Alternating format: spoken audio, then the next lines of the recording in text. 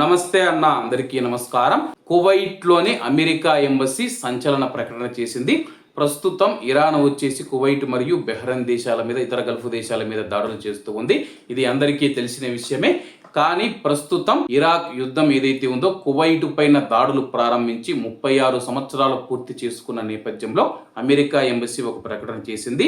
Iraq దండయాత్ర అనంతరం America అధ్యక్షుడు జార్జ్ డబ్ల్యూ బుష్ ఎవరైతే ఉన్నారో ఆయన తీసుకున్న నిర్ణయాన్ని కువైట్లోని అమెరికా రాయబార కార్యాలయం గుర్తు చేసుకుంది. మేము గల్ఫ్ ప్రాంత భద్రత మరియు స్థిరత్వానికి కట్టుబడి ఉన్నామని చెప్పేసి అప్పటి అమెరికా అధ్యక్షుడు బుష్ గారు ఎవరైతే ఉన్నారో ఆగస్టు 8, 1990లో అయితే ఈ యొక్క నిర్ణయాన్ని తీసుకున్నారని చెప్పేసి అమెరికన్ సిటిజన్ సర్వీసెస్ మరియు నోటరీలు అమెరికా సంయుక్త రాష్ట్రాల రాయబార కార్యాలయం ఈ యొక్క ప్రకటన చేసిందనమాట.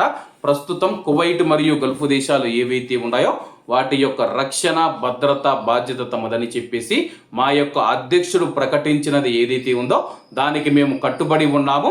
కువైట్ మరియు గల్ఫ్ దేశాల మీద ఏ దేశం దాడి చేసినా ఆ దేశ సార్వభౌమాధికారానికి ఇబ్బంది కలిగించేలా, ప్రజలకు హాని కలిగించేలా ఎవరు ఏమి తలపెట్టినా దాన్ని మేము అడ్డుకుంటాము. అలాగే ప్రతిస్పందన కూడా తీవ్రంగా ఉంటుందని చెప్పేసి ఎంబసీ తెలిపిందనమాట. దానిలో భాగంగానే ఇప్పుడు ఇరాన్ దాడులు చేస్తూ ఉన్నా సరే కానీ అమెరికా అయితే కువైట్కు అండగా నిలుస్తూ ఉంది. అలాగే అమెరికా చేస్తూ ఉన్న ఈ ప్రకటన పట్ల ఇరాన్ ఏ విధంగా స్పందిస్తుందో వేచి చూడాల్సి ఉంది. ఏది ఏమైనా సరే కానీ అమెరికా వచ్చేసి కువైట్ కానీ, సౌదీ అరేబియా కానీ, యుఏఈ కానీ, ఒమన్ కానీ, ఖతార్ కానీ, బెహ్రెన్లలో తమ యొక్క ఎయిర్ బేస్లో నిర్మించింది. అక్కడ ఇప్పుడు అమెరికా సైనికులు మరియు యుద్ధ విమానాలు అన్నీ ఉంటాయన్నమాట.